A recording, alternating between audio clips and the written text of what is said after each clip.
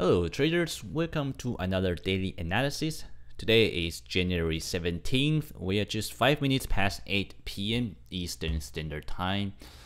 So let's get into the market today. We of course have this huge volatile event today of British pound. Many of you know it was such a roller coaster ride. So basically we started the day, with continuation of selling into British pound, and that was really from this anticipation from Prime Minister May's hard Brexit talk. Now in London session, the CPI came out, but it was a positive number. But as mentioned, it shouldn't provide too much volatility. First of all, because right now CPI is really hard to. It doesn't mean anything nowadays because the CPI. In a normal situation means that the economy is picking up well, the price are gone up because people are getting more money, got more demand, and the producer have to raise the price up, things like that. But right now the CPI really, the price of the goods become more expensive in Britain. It's because the currency has dropped so much. So in a way, the CPI really didn't or couldn't even provide too much economic picture.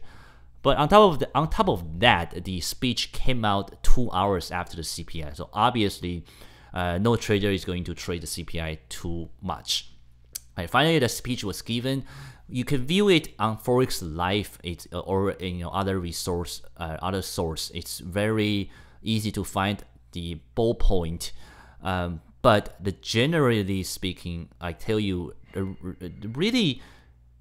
The interesting is that when people look at a market like today, they feel like, oh man, there must be a new event. There must be something so outrageous, so unexpected.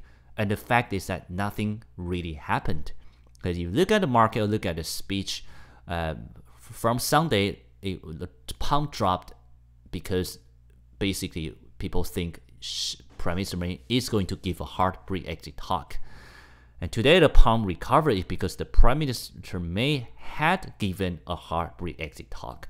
So really nothing had changed. Now some people say that her talk is more positive. Was it? You really, if you're looking at the fact, she said that the Brexit has to go through the parliament, which was already established by High Court ruling last year.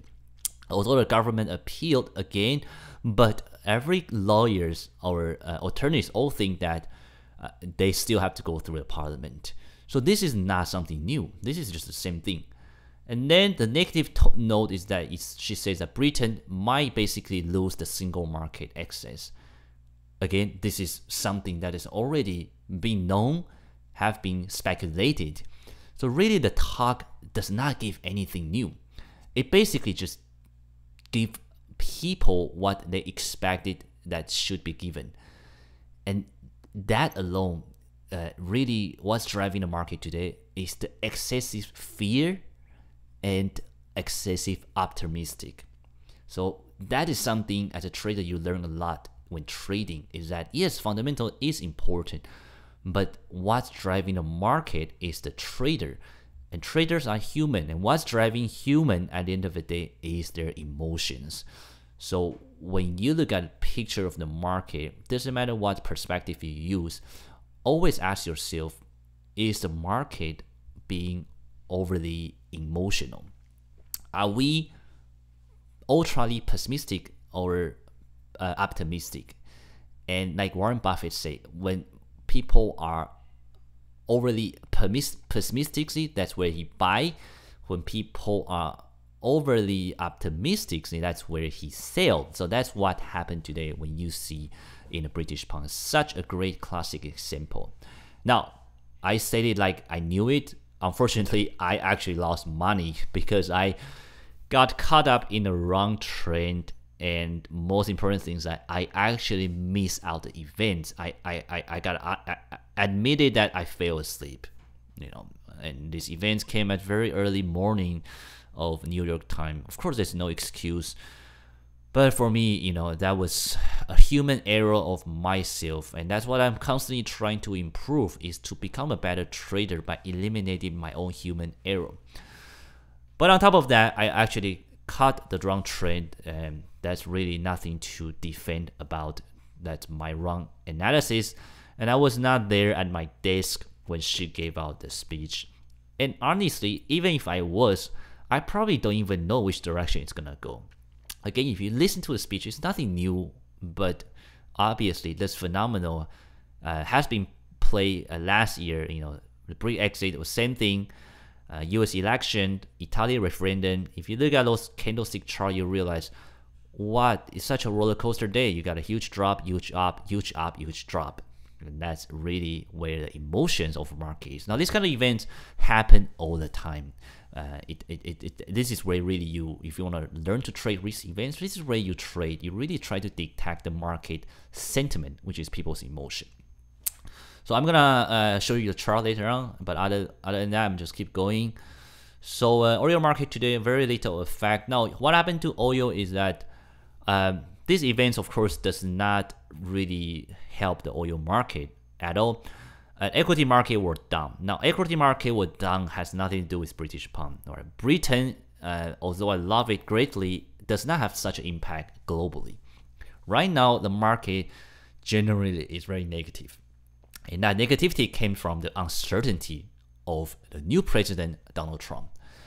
Now, many of you know, even if you don't follow the politics, he's really hard to gauge his next move.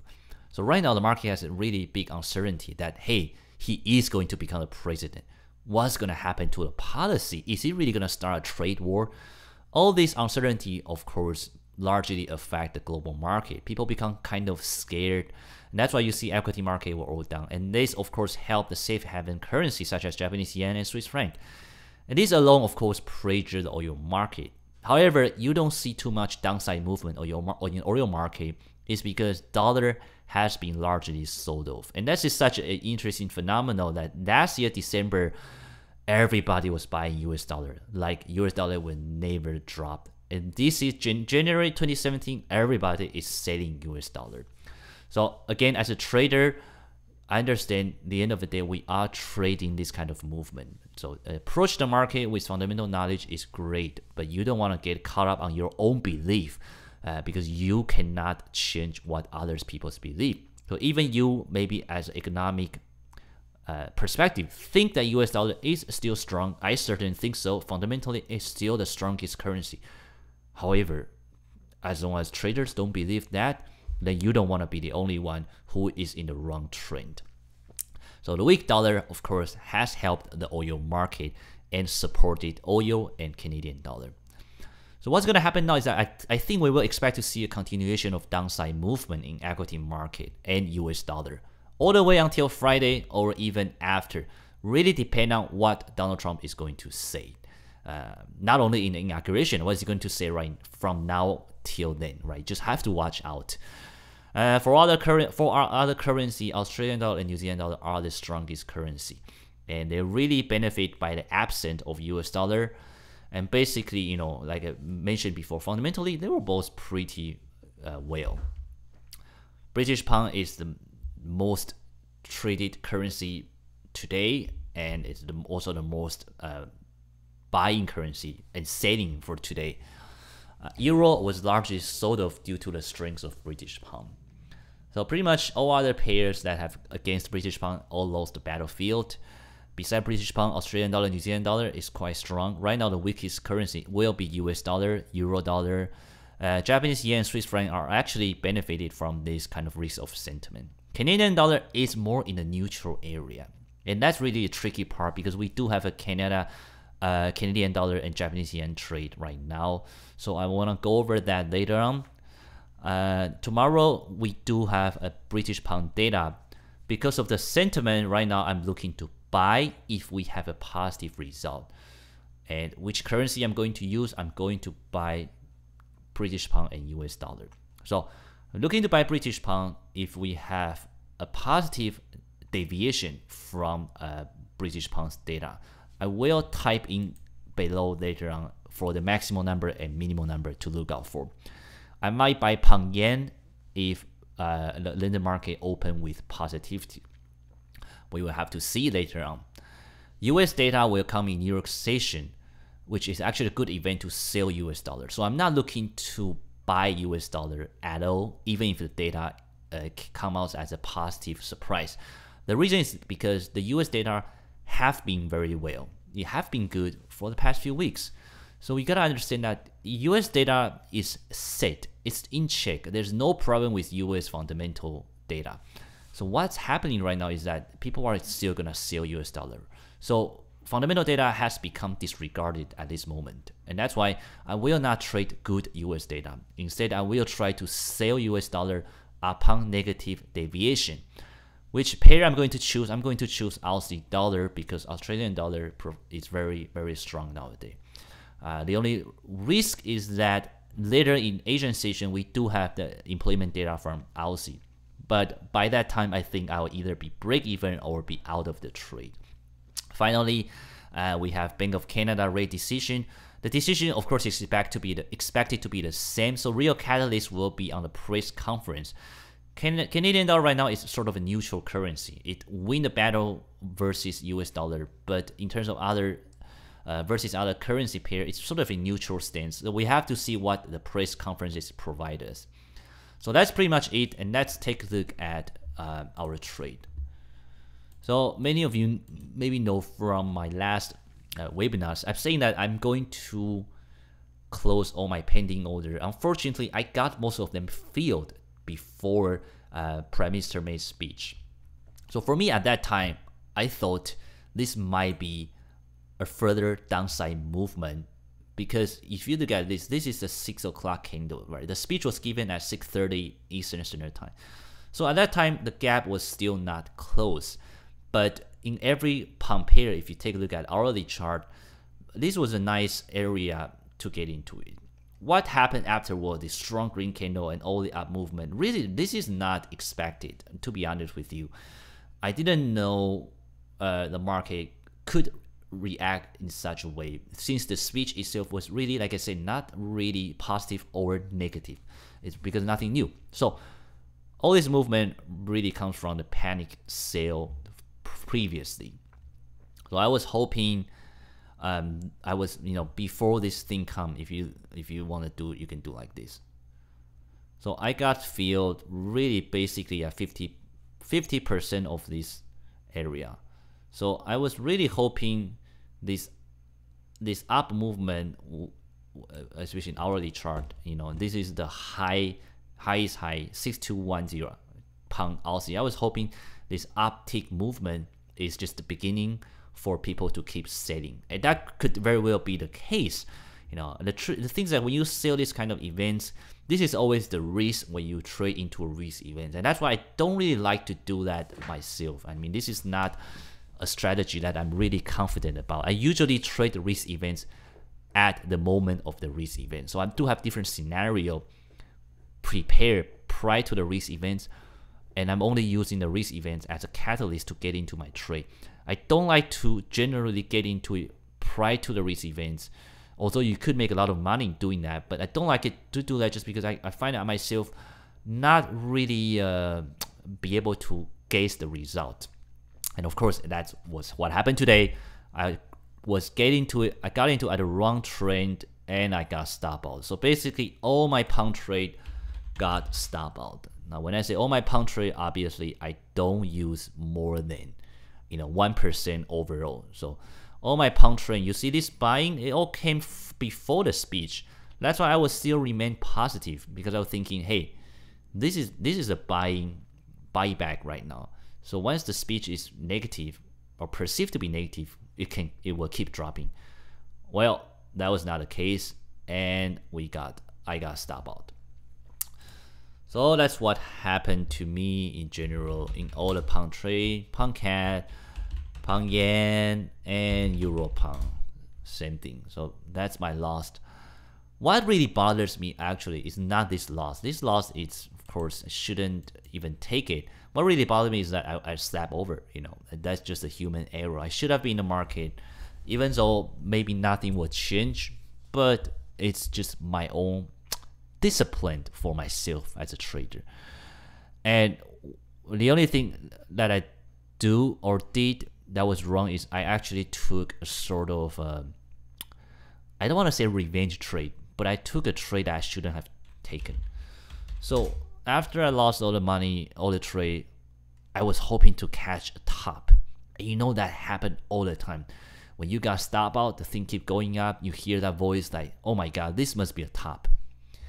And you know, even being in trading for many years, it still make this kind of mistake. And this is just very common. And the reason I made this mistake because I was not prepared mentally today. I woke up, realized, oh shit, I slept over.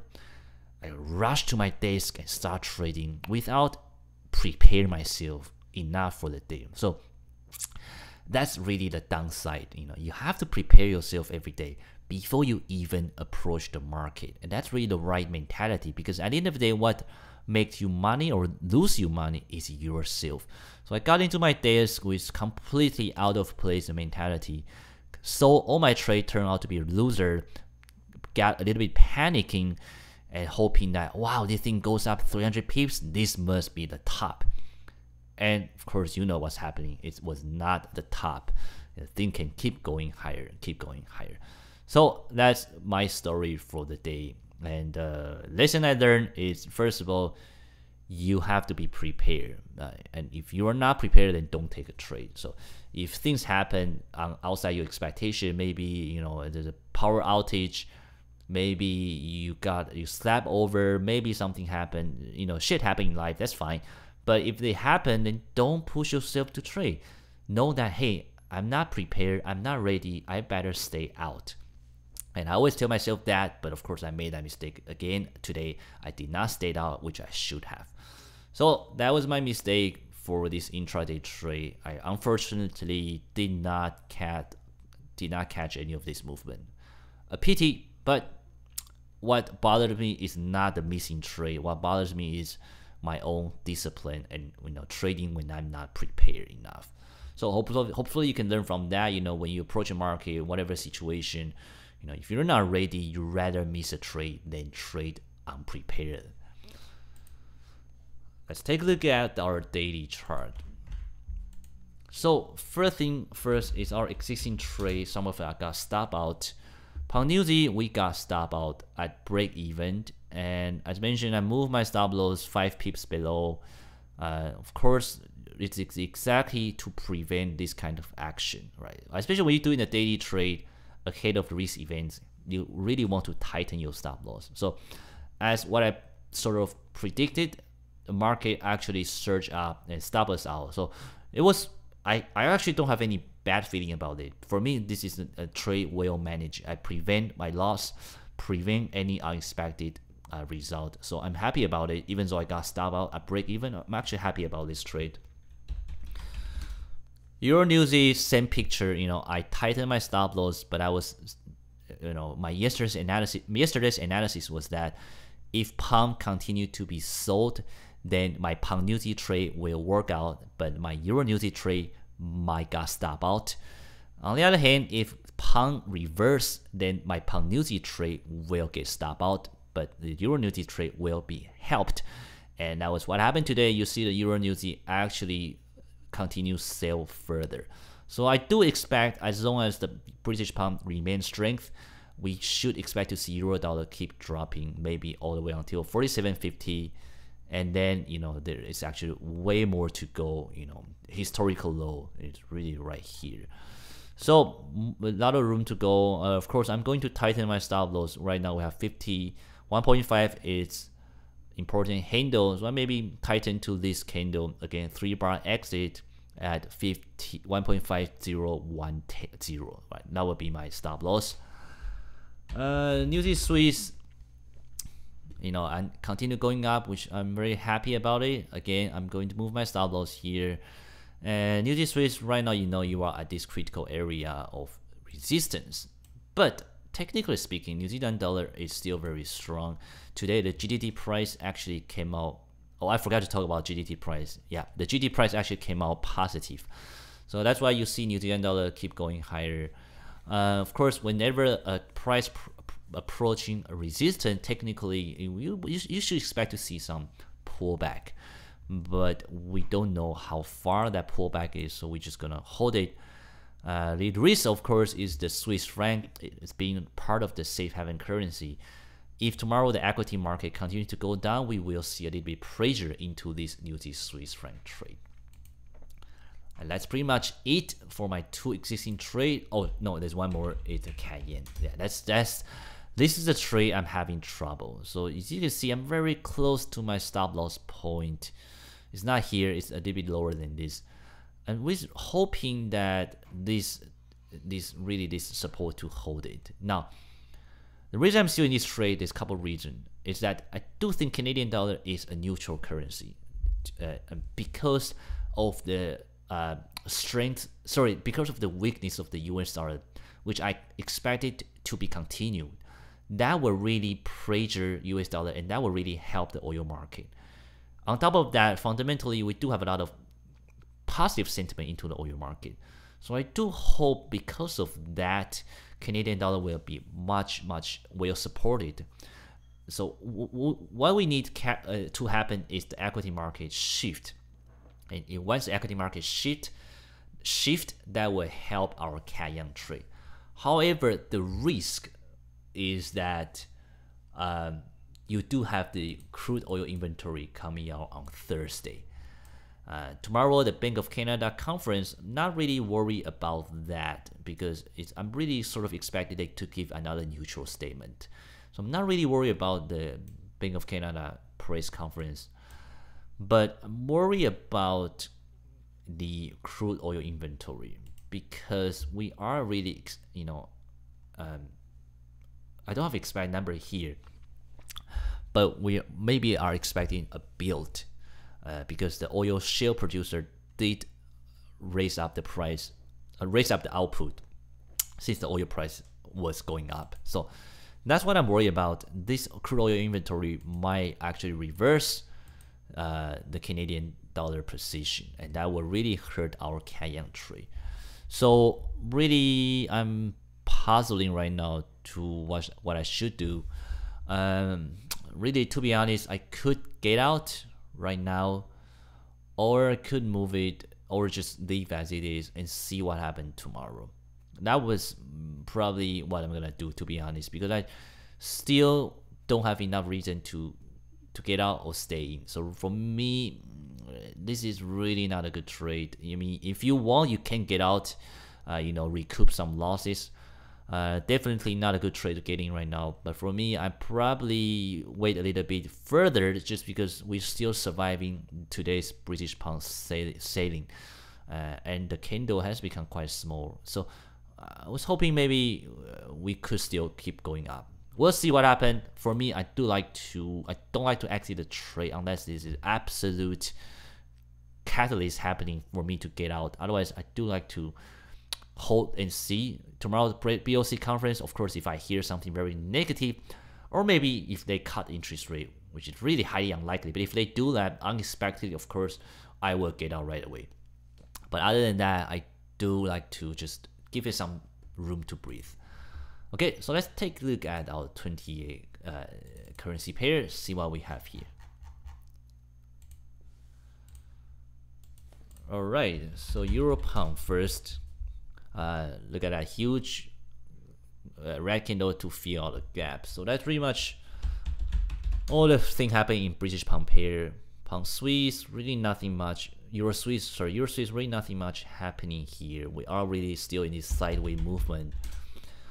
Euro dollar actually goes up, again. So this is actually not a bad signal, but I do like to sell US dollar, but again, I do like to find a catalyst to get in. So I don't want to get this beautiful bullish candlestick, bullish big shadow. I don't like to get into it because I don't have any fundamental strength or belief into euro dollar.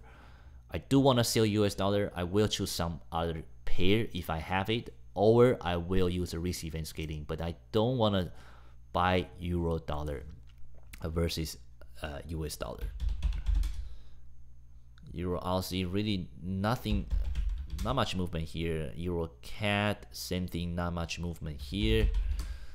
Euro NewZ is continuous selling. This is our trade. Euro Yen is a small downside movement. we'll see what happened. Pound Swiss, another a huge up for all pound pair. Look at cable, another huge upside movement. Look at pound Aussie, another upside movement. Pound CAD, really nothing to talk more about British pound because it's really just the same pattern, you know, cross all board. Pound yen, same thing here. Swiss franc, Japanese yen, not much going on in this pair. Dollar Swiss, another drop versus Swiss franc. Dollar yen, same thing, another drop versus dollar yen. So really, right now, dollar yen continue to edge lower. The mechanism is more and more attractive to buy actually. So we'll see how low it's gonna go. I'm looking for any sort of reversal signal, then we can really buy dollar yen back. Same as dollar Swiss actually. You know, looking to buy back dollar Swiss with any sort of reversal movement. Now, some people might say, why don't I want to sell dollar Swiss? Well, it's just against the fundamental strength for me. So when I want to do this kind of sentimental trade, I really tend to just use a risk events as a catalyst. I don't like to play this kind of sentiment play in daily chart. Unless I have this, you know, this candlestick like that, because then this is a good one. You have a really nice support and resistance.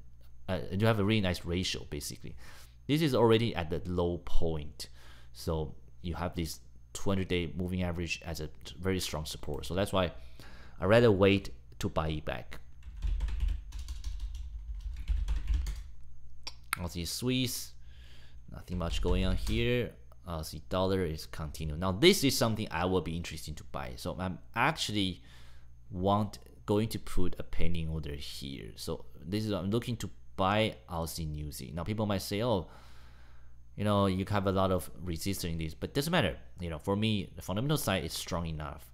And tomorrow we do have unemployment data, but I do think this is a strong enough currency to keep going up. So Aussie dollar, I'm actually looking to buy. I might get in too late, but you never know how far it's gonna go. Yeah, looking back, I should have got in here, but this was before the press conference, right? So this was January 9th. So really, all this negative sentiment really comes from press conference. If I got in now, Tuesday, I still have a couple days to play until the inauguration. Of course, that will be the biggest risk for this trade. And also, the Chinese data is coming out on Friday.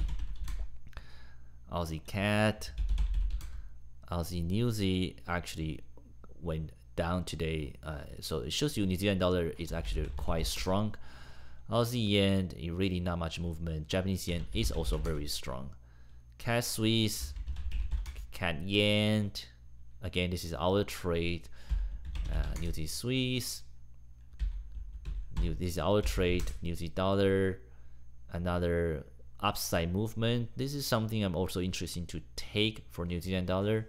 So maybe interesting to take Australian dollar and New Zealand dollar. But yeah, I either take both or take one of them.